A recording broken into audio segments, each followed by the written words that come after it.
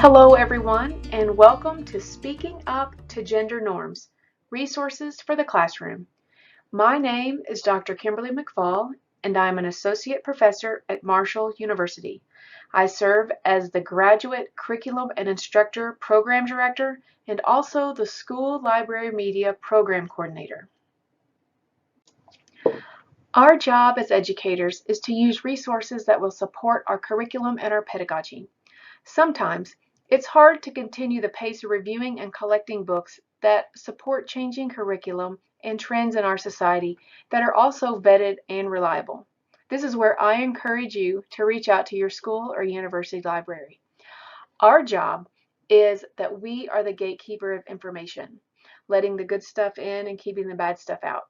Kind of like letting the sheep in and keeping the fox out. We do this by teaching our patrons how to research and where to look. This is important for learning support, and it also is important for readers to recognize themselves within the pages of the books, not just for research, but also reading for pleasure. Building relationships with students is important as educators and as librarians.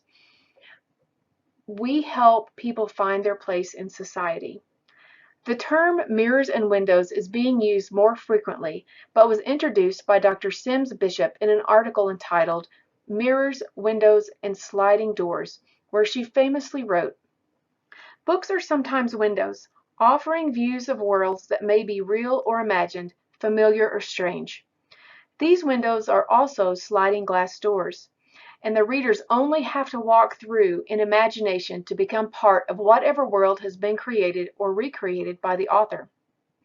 When lighting conditions are just right, however, a window can also be a mirror. Literature transforms human experience and reflects it back to us in a reflection that we can see our own lives and experiences as part of the larger human experience.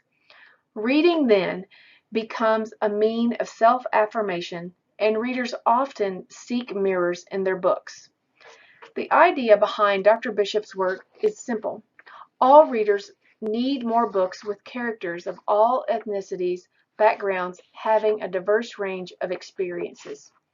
This doesn't mean that Black children only need to see books with more characters like themselves. This is somewhat of a challenge in the world of publishing, which is 76% white and 81% straight as publishers. That means we, as an overrepresented group, must work harder to curate more inclusive resources.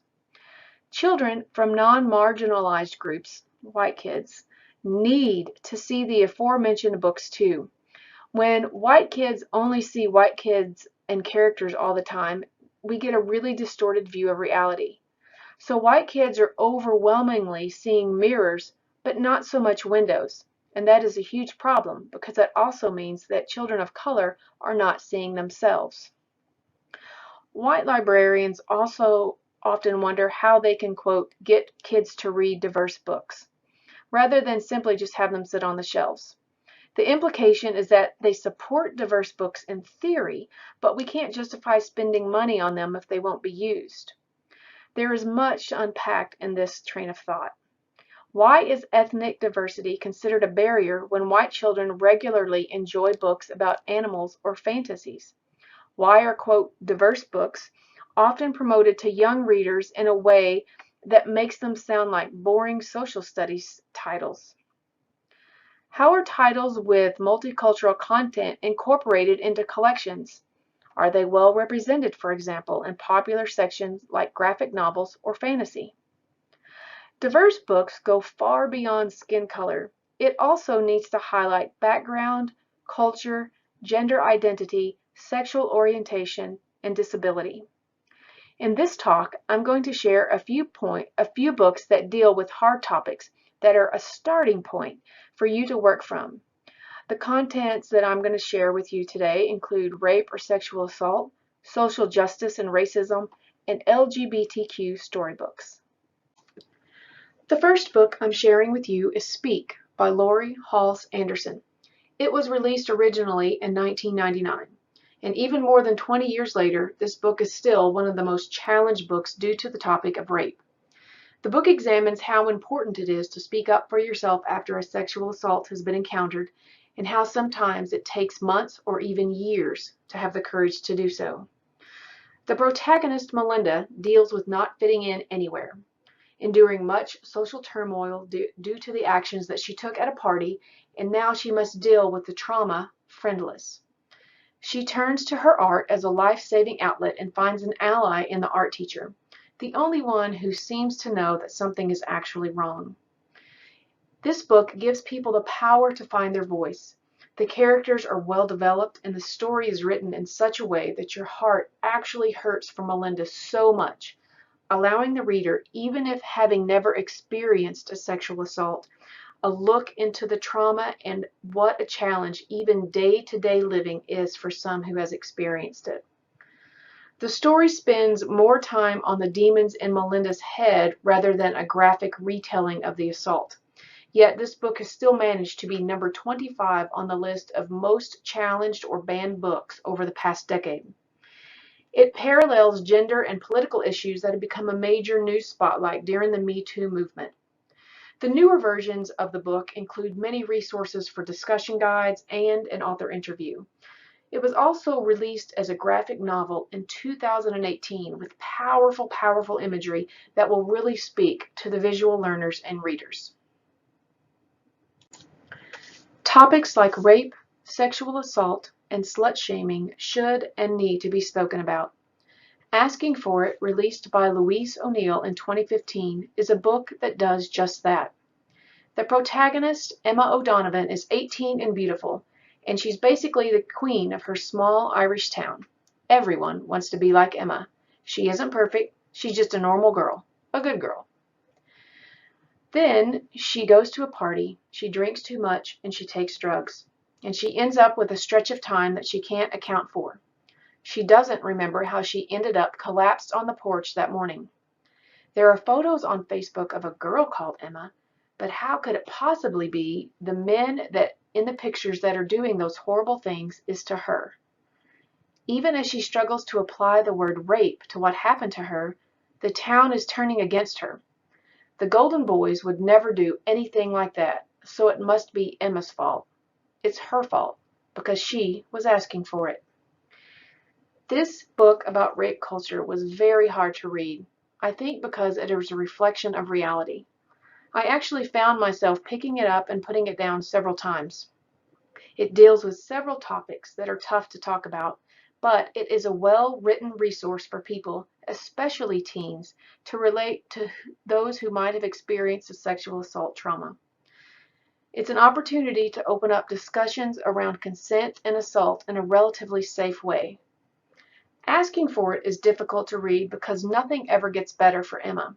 Unlike Speak, Emma ultimately chooses to withdraw her report against her attackers, and they pretty much get away with their crime.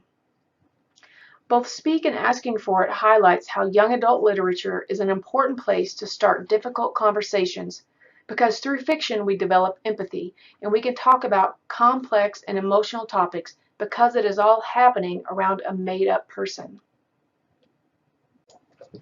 Moving on to another topic that is so important, social justice. The Hate U Give is a powerful and award-winning book on social injustices and police culture that was written by Angie Thomas in 2017.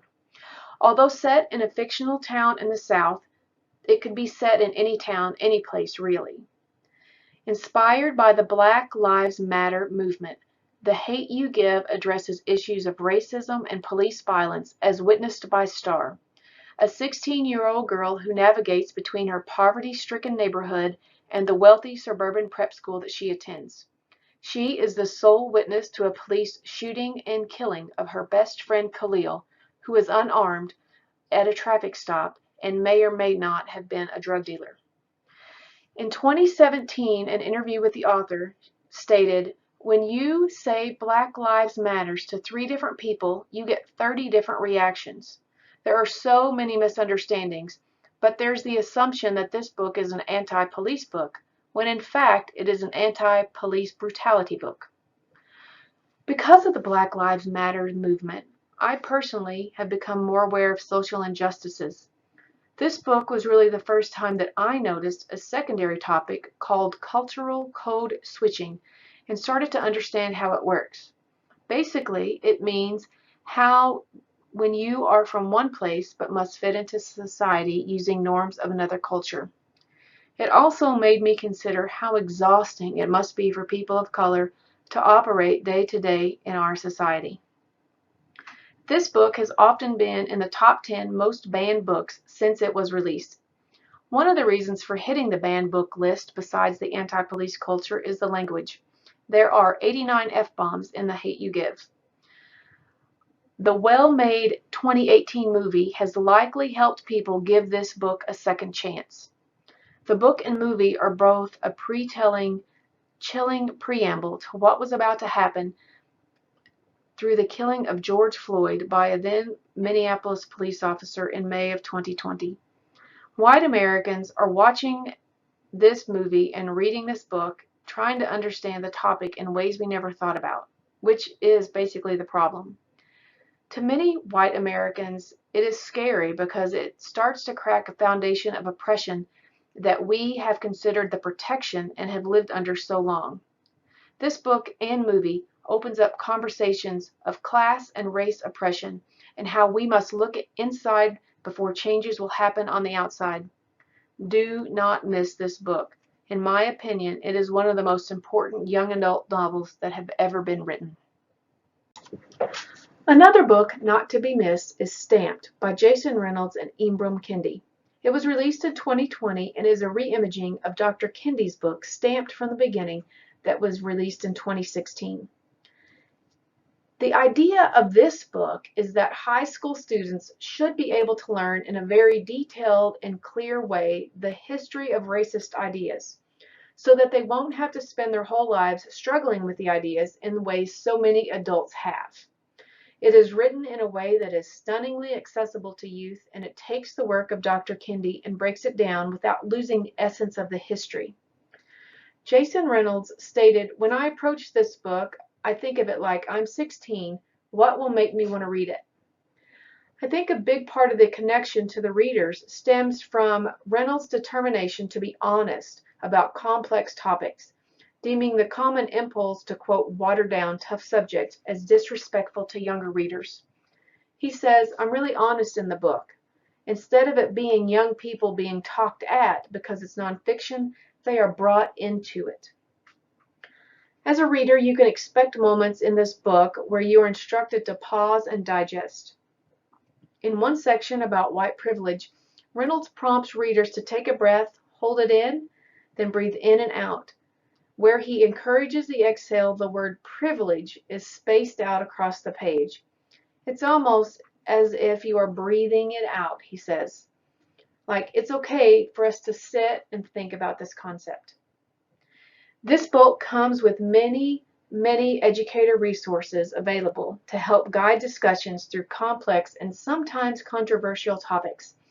It also has guiding questions for book groups and multiple videos and interviews for support.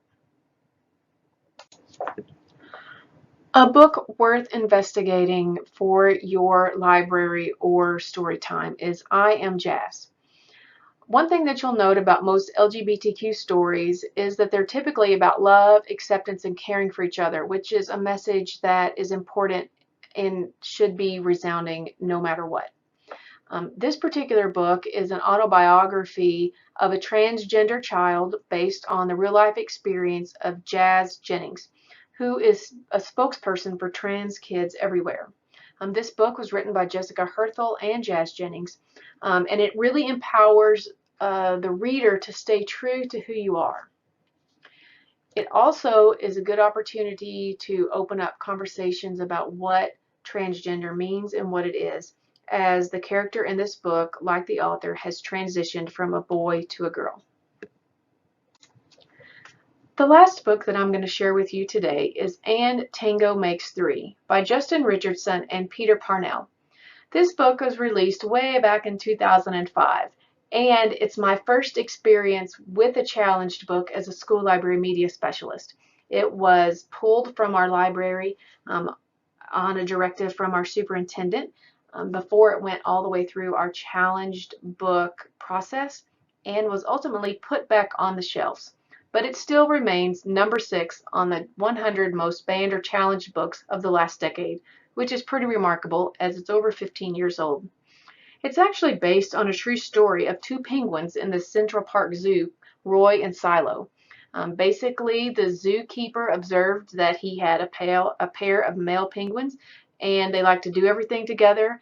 They built a nest, but they couldn't lay an egg. So one day he brought them an extra egg that needed to be cared for, which made them a non-traditional family.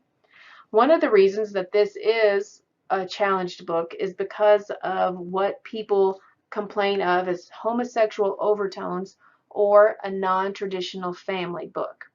But really all it is a story about how families can look different and still be happy.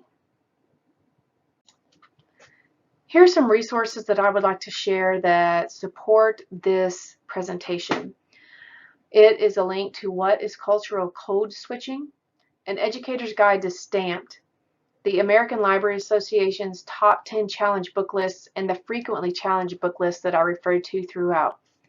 I'm also leaving with you the movie trailer of The Hate U Give off of YouTube, and also the author reading of I Am Jazz off of YouTube. And here below you'll see the works that I have cited. Please reach out to me if you have any questions or would like further conversation or further resources on topics that I've shared today. Thank you so much for your attention.